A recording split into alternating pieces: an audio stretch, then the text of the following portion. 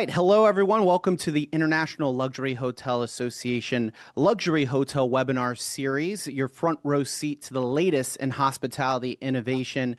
Today, we've got an exciting subject matter. We're diving into the new luxury hospitality playbook, reputation, technology, and human touch, what hospitality is all about, exploring fresh ideas and strategies shaping the guest experience and industry success. My name is Ryan Embry. I am the marketing director here at Travel Media Group and also a proud partner of the ILHA for today's webinar. And I also host the Sweet Spot podcast, which is a hospitality podcast. And I have an impressive, esteemed panel with me today. I'm very excited. I will go ahead and introduce everyone. I've got Jason Lee, CTO here at Travel Media Group, Ron Pohl, President of World Hotels, and Jennifer Plaze, CMO of the estate. Let's go ahead and just have some quick introductions. Jennifer, we'll start with you and then move to Ron, and then Jason, you'll wrap us up. Jennifer? Thanks, Ryan. It's great to be here. Honored to be part of this panel. Jennifer Plaze. I'm currently Chief Marketing Officer for the Estate, which is a pioneering new luxury longevity hospitality brand founded by Sam Nazarian and Tony Robbins. Previously, I've spent the last 25 years in luxury hospitality on the marketing side. So with brands like One and Only, Intercontinental, Noble House Hotels and Resorts, and ran my own business in London for 7 years, working with other luxury hotel brands like Mandarin and Aman. So it fully immersed in the hospitality world, and I love every minute of it. Awesome. Ron? Thank you, and good morning, everyone. I oversee the World Hotels brand, which is a brand that is nearly 50 years old. We have 160 hotels around the globe, falling into 5 different categories of luxury and upper upscale, but also as well as wellness and newly expanded glamping. So glad to be here this morning and share some insights. Yeah, a trend we're starting to see, that glamping, right? Experiential travel. Jason, let's wrap it up. Yeah, Jason Lee, CTO at Travel Media Group. Been in hospitality, it feels like all my life, but started in my early 20s and have just kept going. Currently at Travel Media Group, we work with just around 4,000 hotels. We respond to tons of reviews. We just finished our biggest summer ever at 250,000 reviews and responded to. And yeah, just really happy to be here. Excited about, feedback in our industry, certainly not slowing down. It's going to be a topic of discussion today. We're going to start between that question that I think is so topical right now, authenticity versus automation, right? We get this question all the time at Travel Media Group, is where can I balance technology and the white glove service that my luxury travelers demand from me, and how to fit that balance. And I think right now we're kind of entering into this evolution. So Jason, when people ask you that about striking a balance between automation and authenticity and still having that white glove, high touch service, what do you typically tell them? Well, I typically tell them, you can't substitute the two. I think you have to have you have to build a relationship, and it's very difficult, even with as advanced of the technology as we have today. It's very difficult to really truly build a relationship with a guest, through a chatbot. But that being said, I think that we're living in an incredible time of technology, and the kind of technology where it is so seductive to use advanced chatbots and to use AI for texting, use AI for these different pieces of communications with guests. I'm even seeing it in in call centers, and so forth. And I think it is very alluring to do, because the cost, and right now the costs are rising. We're looking at ways of being more efficient. But I think when you get to this spot in your P&L, do not sacrifice any kind of authentic interaction that you can have with a guest, where you can make a meaningful impact to build a relationship with them. And I think with all of the cool generative AI pieces that are out there right now and the stuff that's coming, I think that still is going to be a premium, and I think the non-premium piece of this will be the automation. The premium will still be the person. It'll still be a person-to-person contact. But that being said, I think that this can absolutely amplify hospitality. What we're seeing with CDPs and CRMs, where we're taking first-party guest data and we're using first-party guest data to enhance the guest experience. The time of check-in, like let's say the last time they stayed with us, they filled out a GSS and said, everything was great, but I had a noisy room, right? Imagine that same guest coming in, checking in that same hotel, and that piece of information is available at the time of check-in in the PMS, where now our front desk clerk says, "Hey, I went ahead and moved you to this room. I heard last time when you stayed with us, you had this issue. We want to make sure it doesn't happen again." The kind of like feeling that guest has. Now I've gone from, you meeting my expectations to now you exceeding my expectations. This is something I didn't expect. And I think that's where technology can really, like right now, make a huge difference. And where true hospitality shines. Ron, you are getting tons, I'm sure, of guest feedback, over 160 luxury hotels in the portfolio, guest reviews every single day. Obviously, the time of a hotelier, most important commodity, right? How do you use this data, or how can hotels use this data to improve both operations, but also provide that personalization, which has been such a trendy buzzword in hospitality over the last few years? Yeah, and it's complicated because there are so many channels out there where people are commenting. We have a platform that captures it scrapes that information from probably 40 or 50 sites out there where guests are commenting, and we need to learn from that because. Everybody's different. We're in this unique time where we've got 5 demographics of travelers that are out there today, from baby boomers all the way on down. Each one of those are different. We have 4 or 5 demographics from a financial perspective that are traveling to the hotels, which need to be treated potentially different.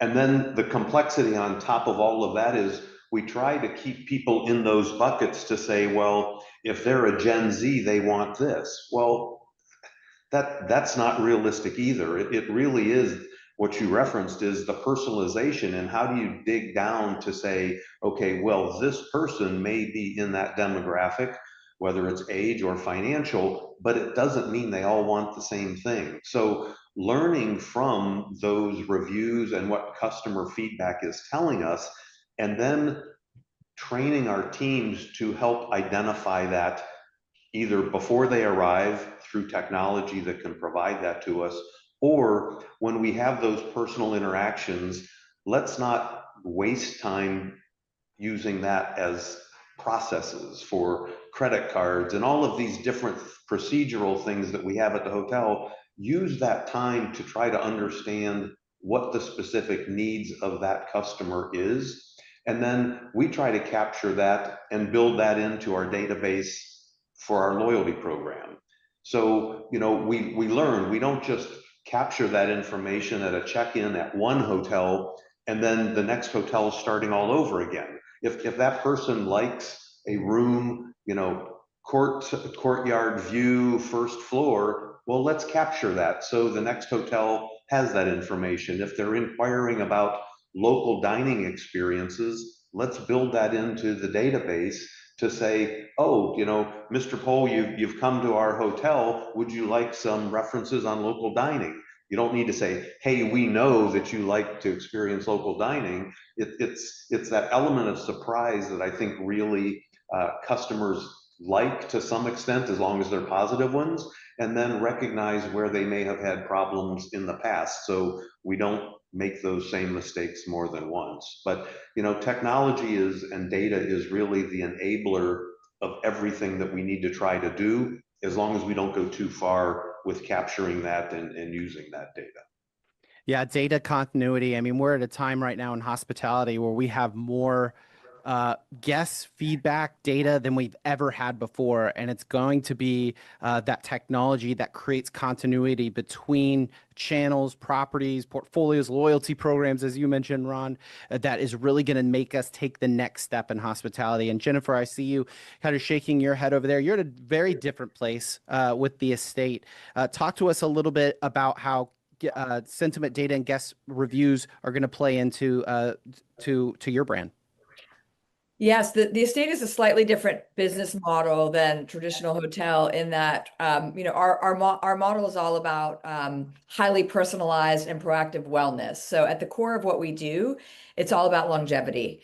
And we offer guest members and residents of our residential branded projects, full spectrum of longevity therapies and preventative techniques. So from high diagnostics through to stem cell therapies, through to biohacking therapies.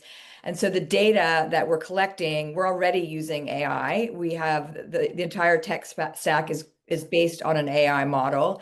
So it helps capture data, it helps inform highly personalized optimization plans, which again are supplemented by our telehealth network of physicians. So in our model, we're using AI as the baseline for the tech stack, but we've got a heavy, it's almost equaled with the amount of human capital that we have in experts and physicians and therapists and specialists that help inform that data and create plans for our guests.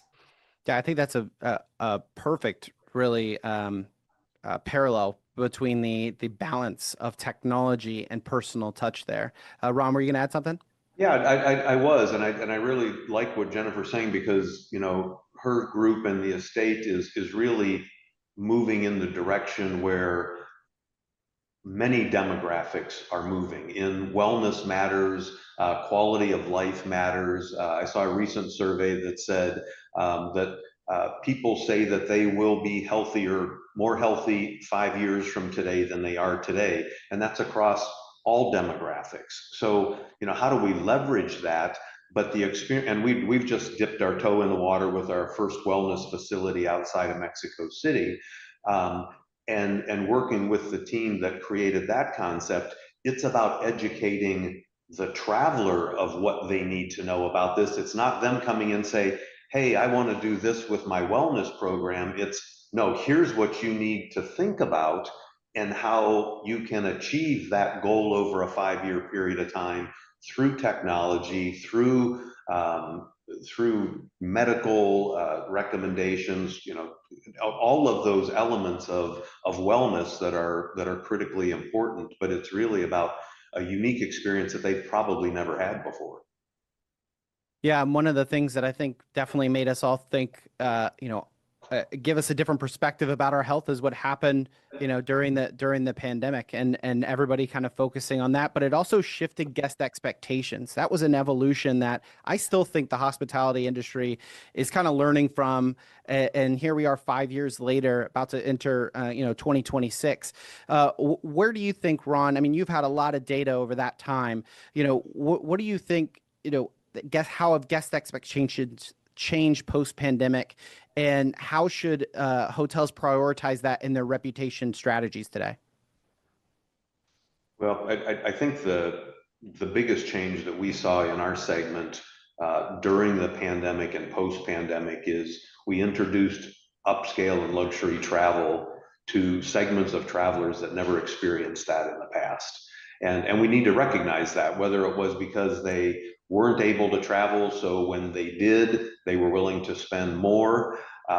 There were obviously some government funding mechanisms that provided more money for people to be able to travel and experience luxury. And now that traveler likes the segment, they like what they experience. There is another world out there. So we're having to help make that experience for them something that is memorable. We do it through storytelling, or try to do it through storytelling, with each hotel having their own story, and then enabling that customer, that guest, to experience, the life of a local, what that hotel means to that community, or what their actual um, hotel, is built around. So it's understanding what that demographic truly wants. 30% of travelers in the luxury segment have a net worth under $1 million. So that's a different, that's a third of the travelers coming to these hotels, and we want to keep them. We want to make sure that they leave with a good story to tell. Yeah, more guests in the luxury segment. We'll certainly take that, right? Jason, you go through a lot of data and kind of see guest feedback through the online reviews as well as the response side. How do you feel guest expectations have really evolved post-pandemic? Yeah, I mean, I think obviously nobody wants to have a bad trip, right? Nobody wants to have a bad experience at a hotel. So when, it's interesting, the more we mine this data, the more we see kind of this space, between what I expected and what I received. And so the perception of value and value in general, I think, is really interesting. And I think we have like a very like we've all said, we have a very diverse age range and segment of traveler that are going through. It's funny because I have daughters, and my 24-year-old daughter, I called her the other day and she's like, "Yeah, I'm just leaving the esthetician." I'm like, "What are you talking about?" And she's like, "Yeah, I got Botox." I'm like, "What are you talking about?" But this is happening at this young age, so it's like so this stuff is happening all over the place. But I guess my point in saying that is like so they have their own expectations, and those expectations could be realized. So that expectation of a great stay, and why I buy at a place could be realized through social media, through what I see is happening on your social media page, what I see, how I see you being portrayed by other people that I trust. And then on that same, regard, then I'm also looking at your reviews and I'm saying, this is what people actually experienced. So this is the actual end result. So here's the sort of fantasy of what this could be, and here's the actual thing that happened. And the more that those things align, the more successful a hotel is in both acquisition, but also in retaining that guest after they stay. So we see this data as being very fluid between the two, between, it being an influencer on setting the expectation, and then it also being the sort of like scorecard at the end of the stay, and the experience being the center of that. Jennifer, you've talked about building a brand right now at a very interesting time, right? You've got all of this technology. Obviously, you're incorporating, AI, new technology into building this brand. How do you make sure that you still that you communicate that word of authenticity to your guests that are coming to see that this isn't just, social media. This isn't just luxury travel promises. This is actually meeting the guest expectation like we're talking about today. Yeah, great question. I think it's one that the hospitality industry has grappled with for many years, and now with social, even more so. It's really important for brands matter brands matter more now than ever before.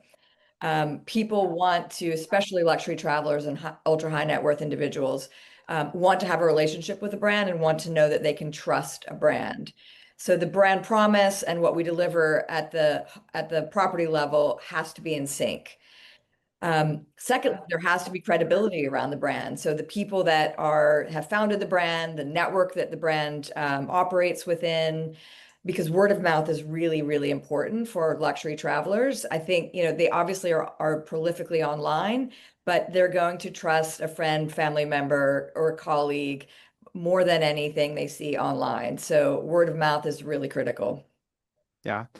No, absolutely. I mean, there's a reason that we've been to some luxury hotels on the podcast, highlighting a property, and, the GMs will intimately know their guests and say, this family has been coming here for over 100 years, 3 generations having these family vacations. The luxury segment can create a very, very special connection and emotional tie that is very, very tough to break, but it also has to be nurtured, but can create some really, really special moments there.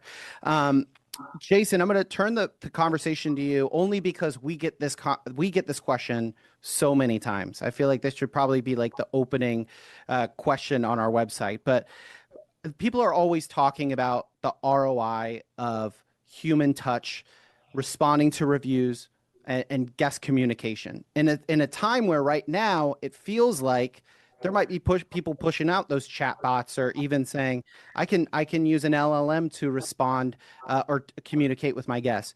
What do you say to those individuals, and why do you think, especially in luxury travel, it's still very, very critical to keep a connection there? Yeah, I think it goes to the ROI of everything that we do, and that is if you think about, and it's not just us, it's every business. It's how do you acquire a customer? How do you retain a customer? How do you acquire a guest? How do you retain a guest? And I see review response, and review response is really specific thing, and I think it sort of gets commoditized in a way as there's like downward pressure from a brand to be like, hey, you have to respond to X number of reviews, or you have to respond to the negative reviews, or you get fined.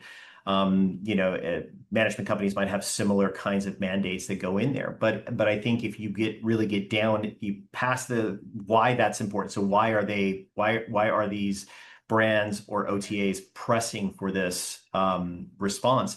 And I think it comes down to the relationship. And so it comes down to first, and what I feel is like the primary purpose of responding to a review, and that is in guest retention. And that is, if you do this correctly, if you use the language that you would use if the guest was standing in front of you to recover service if you need to, or to be really grateful for the time that they spent with you, be very grateful for the words that they're saying about you online. Another insane misnomer that's happened in hospitality, and I think this might have been like 2015, 2016, there was some study that was done with TripAdvisor and Cornell where they said, don't respond to positive reviews because it has a diminishing return.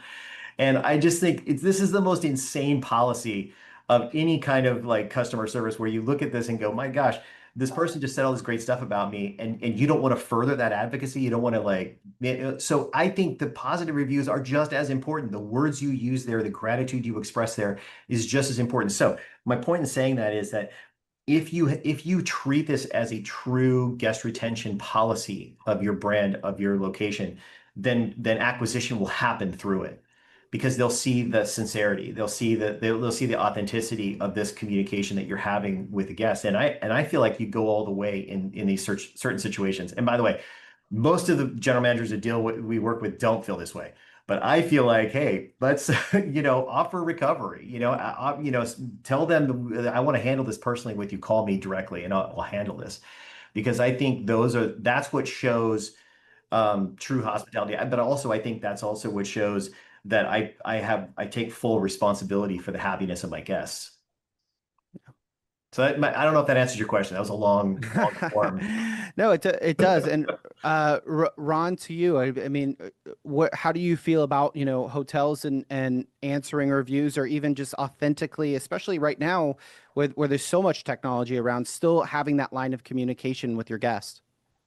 Yeah, no, it's more important today than ever, and whether it's in luxury hotels, fine dining restaurants. I mean, that we're the only part of the industry or in those industries that can afford to have the staff to make that personal connection. I go back for those that are, if anybody on this call is old enough to remember Cheers.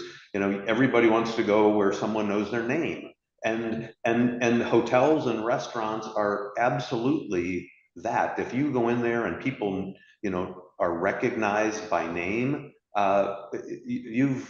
you've created that personal connection, a differentiator that most other in these segments can't do. So, and once you create that personal connection, then there's loyalty with that. People, want to do business with people they know and like, and that's what the business is all about. And I completely agree with Jason, is that, yeah, we have to respond to negative responses because we owe customers that, but why wouldn't you want to engage with your best customers? I mean, those are the people that are your advocates out there, that will tell friends and family of, oh, you got to go stay here. And it's not just about the product. You know, there's great hotels all around the world, but those that really represent this segment well are those that have the personal touch that people remember. Absolutely. Jennifer, you're building a brand based on, connection and relationships. How important is that to stay, not just communicate with your guests, but to also have a level of trust there and to grow a relationship for your brand? It's incredibly important. At the estate, we are a membership model. So we have urban longevity clubs in tier one cities, which is a membership model. That membership model then transcends into our resorts and our branded residential projects as well. So we're looking at this as a lifetime partnership with our guests, customers, and residents, as opposed to a traditional transactional experience. So really important that, that we have, again, not just a team of telehealth and therapists and physicians that are supporting our guests and members through their longevity journey, but that also all their preferences are taken care of, whether they're traveling to a resort or living in residence at an estate. So, we're shifting the model a little bit in that we want to be partners with our guests and as a member for 10, 15, 20 years. That health and fitness is so important. For those that follow me on LinkedIn, I'm pretty much an advocate on doing that, regardless of how old you get. But imagine that people come to stay at your resort, and it's not, hey, I had a great experience. Instead, it's, hey, you changed my life. And that's, I mean, that's, now you're really personal. And that's where I think the estate and some of the stuff that we're attempting to do is so meaningful to maybe it's a small group today, but has so much potential, whether it's in a resort, whether it's in a branded residence. It's all about a quality of life and how we can help people achieve that, which is pretty cool. Yeah, if I could add to that, sorry, Ron, No, I love please. it. Right now, what our model is for ultra high net worths, but we hope that, and Sam Nazarian has said this on multiple occasions, we want to be copied. Tony and Sam's vision ultimately is to change lives and help lives. And so being a first mover and forging the way, and then we'll be copied, we'll scale, prices will come down on diagnostics. As you mentioned, Jason, the young people have a much healthier lifestyle now than we did when we were in our 20s. So it is really, it's a $6.3 trillion global wellness economy at the moment. So it's just getting started. It's incredible, and it's going to change. I was just at a show last week, and they were talking about the aging traveler and how that's going to, people are going to be traveling for longer, and they're going to be looking to those types of brands, amenities, properties that can offer them comfort as well as, just physical wellness, digital wellness, right? Mental wellness, so important, so critical right now in the conversations that we're having. And also hearing in the reviews and guest feedback from the guests that we listen to, right, Jason? Yeah. Yeah. I mean, that's cool to think about, that there's an actual like physical return on your investment in that, in that kind of thing. It's like, it's amazing. Yeah, I think we are, we're truly, coming into some very unique times, I think, with, where I think as a society, we've gotten so siloed, and we even in our own families, we're on screens, we're not going outside enough, and we're not, traveling enough. And so these travel experiences become so important. They become these milestones of the year. And they the things that sort of propel us into the next part of our year or the next part of what we're doing in our careers. So I think these experiences and providing really good experiences, and people, I think everyone right now is so receptive to any of that, any kind of that sort of like friendly hospitality, giving. And so I think we're, as much as the technology that we have, all of these different pieces of technology, all of the screens that we have in front of us, I really feel like the premium is that human touch. The premium is going to be having incredible experiences and incredible destinations. Well, and with some of these destinations, they call it a digital detox. I want to get away Yeah. from my devices. Give me that relief. But at the same time, 40% of Americans have wearable devices that they're looking at every minute of every day, saying, how many steps do I have in? All of these things that really technology is, again, an enabler to say, okay, that's the first step in wellness and health, is paying attention to it. Now help me go a step further. And it's something that, again, in the hospitality industry, we can lead again, where, 50 years ago, you went to a hotel because it had all of the things that you couldn't have at home. We've fallen behind that in many cases. People have better technology, better, devices at home, but these other elements that we can add to that, whether it's wellness, whether it's community involvement, local experiences, that's really where I think the luxury segment has a great opportunity. I agree. That's a great point. Yeah. Yeah. Very, if anyone has, as a hotelier, has seen the White Lotus, right? And trying to do the digital detox there, and the ultra luxury. But you know what? We're going to lean into technology. And because I do agree with you, Ron, about how, the best technology really empowers and enables your staff. Jennifer, we'll start with you and then we'll go to Ron. But where are there some investments in technology that's helping empower and enable your people to really impact loyalty and ultimately revenue? I think I love what Ron said a little while ago, that it's all about learning. So, previously it was about collection of data, but with AI now, I mean, AI is constantly learning. And now I think as businesses and brands, we're learning how to better use that data. Again, for the estate, the data is highly personalized and specific to each individual. Each individual has their own ecosystem of needs from a health and wellness standpoint. So that data is shared selectively with the different team members across the portfolio. So whether that's a chef in the culinary world, in the culinary space, so they know what kind of nutritional requirements someone has while they're on property, or to the physician who's their chief medical officer that's managing our guests' overall longevity plan. So it becomes incredibly important to segment the data based on the operational function within the brand. And again, it's just, the AI allows us to keep adding data and learning and learning and learning, really for personalization. So the guests that use the AI model, it's tailored specifically for them. It's all of their own personal data in there, and it's highly personalized, again, with the support of their medical team to help them interpret and create a plan. Ron? Yeah. So, we're all in this data collection mode. How much can we learn about our customers? But then it's about how do you enable your staff to use that? Because I was recently spent some time with Amazon, who I think really does a great job of analyzing that, or using AI agents to analyze that for their teams, to then say, oh, and by the way, front desk clerk, here's what's most important for you to know about Ryan Embry.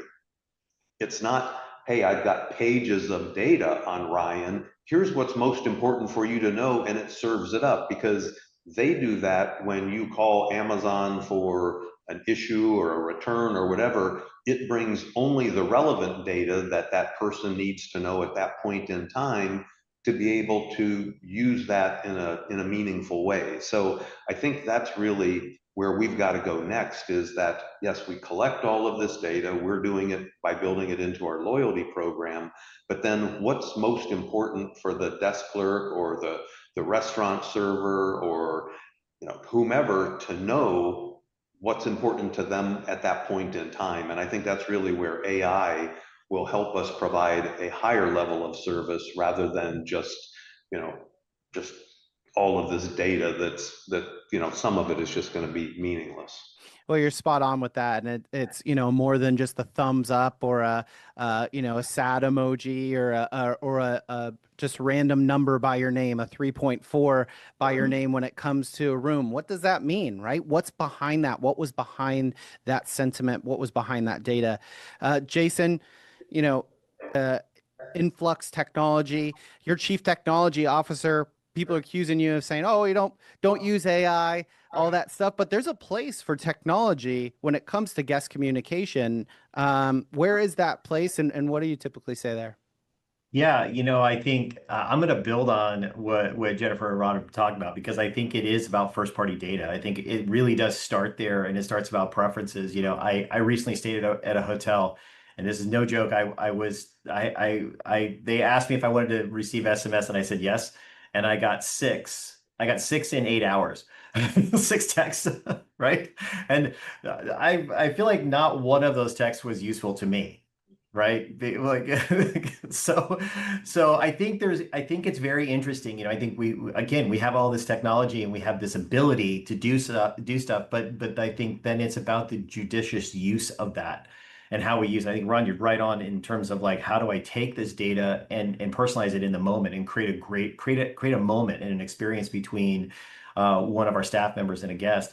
But I also think it just gets into all of the different ways that we can create frictionless travel, where we give them ways to reduce their friction in using the technology they want to use. So if they want to use a mobile phone key, they want to use a mobile key, then we provide that. If they don't, then we make it very easy for them to use a manual key, right? So it's these kinds of things, I think, where it's not an all or nothing in any of these pieces of technology. And I think text messaging, I think chatbots, I think generative AI, these are all really amazing tools, but they have to be used properly, and they have to be used in a way that is meaningful to the guest. Because if I get that those six text messages, after the third one, it was white noise. I just stopped looking. I looked down, I saw it was from the hotel, I didn't read it, because it stopped being meaningful when it was like after after like welcome to the hotel, and it was like, if you need anything, again, if you need anything, we're still here.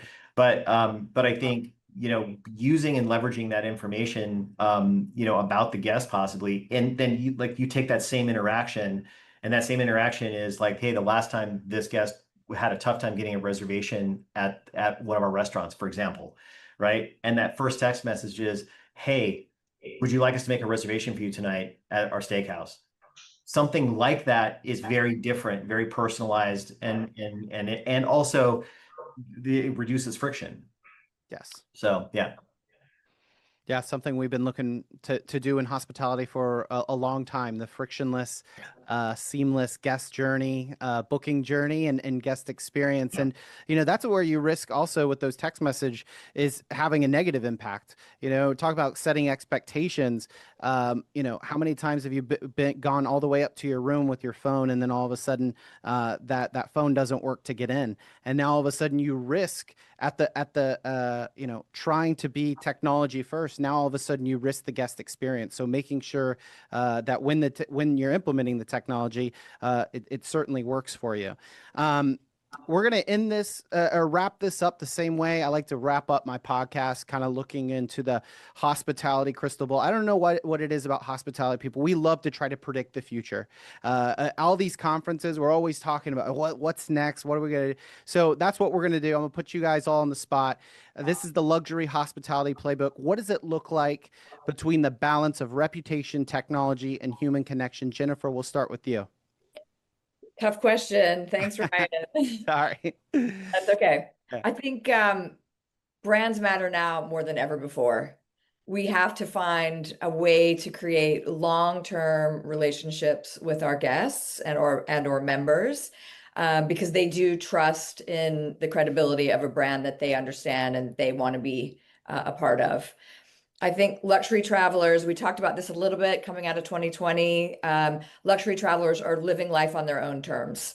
So they're dictating how they want to travel, where they want to travel, how they want to live. And we have to be prepared to respond to that.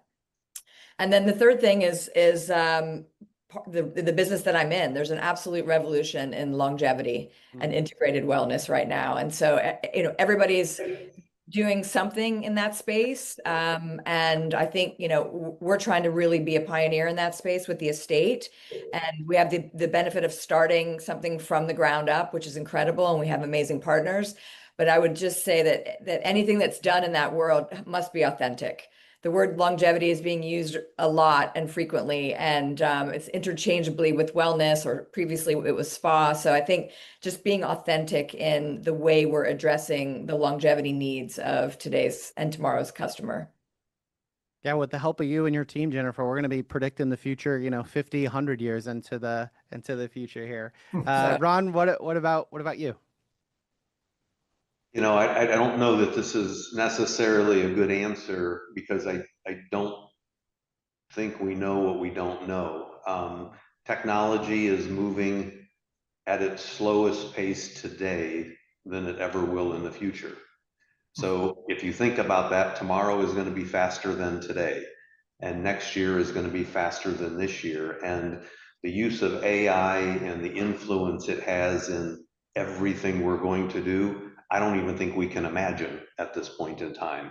I still think that regardless of how AI agents shop for accommodations and all of that will evolve and be good at it. I think that the only one constant in our industry that's been for 100 years or more is people matter. So no matter how good or bad the technology is, what we try to do, people travel because they like the personal connection, and they travel because they want to experience different things. And technology should be used to help them do that. We'll have to be better business operators to attract them to our brands or our hotels. But at the end of the day, people, whether it's guests or employees, are the most important in our industry. And I don't think that changes. 100%. Jason? Yeah, it's like, I think I'm gonna build on these guys, like built the best foundation for this for this, because I think it continues and will probably always be about the relationship with the guest. But as far as technology goes, I think what we found, what we've seen, when I started in hospitality, there weren't any OTAs. It was like travel agencies and walk-ins and people calling a 1-800-holiday, right? So I think it was like you've evolved, and that evolution has broadened the scope of availability of hotels to more travelers. More travelers see more hotels, they see more about these hotels. And I think as this technology continues to grow, generative AI continues to grow, it'll be leveraged in a bunch of different ways. And I think hotels can use it the same way guests do. If a guest is using this data to determine whether or not you have value or not, you need to use the same data to determine where the problem areas are at your property and fix them. And do it as quickly as possible, because I think there's less place to hide as all of this data starts to become aggregated, and summaries of this data happen. If you have 10 reviews about dirty hotel rooms, right? That could stick with you for a minute.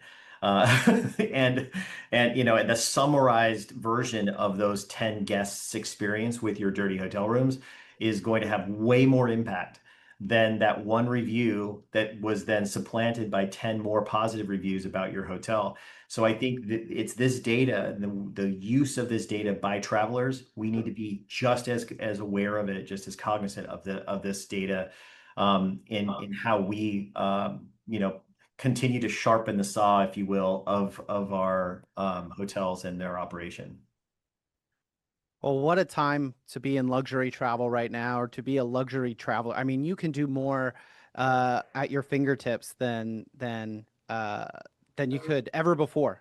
To Ron's point, and it's only going to get better. It's only going to get faster, more efficient. That data is going to get even better. and more personalized until we reach that that point where we're not talking about personalization anymore, because we've met it. We're at that point, right? We got to find a new hospitality topic to talk about. But today, I want to go ahead and close out. I want to thank our esteemed panelists. Thank you all for joining me today. Thank you for listening to the International Luxury Hotel Association webinar series on behalf of Travel Media Group, who sponsored today. Thank you for attending today's session, and be sure to follow the ILHA on LinkedIn. Got a huge network there. We'll be sharing the recording and more insights from this series, and please be sure to share it with your network. So thank you, everyone, and here's to the future. Yeah. Thank you. Thank you. Thanks. Meet the hotel industry's biggest leaders at Inspire Luxury Hospitality Conference. Back for its 16th year, Inspire 2025 is held in November in Prague and December in Las Vegas. It's the premier event for luxury hospitality. Land deals, learn strategy, and explore innovation. Visit us at inspire.ilha.org.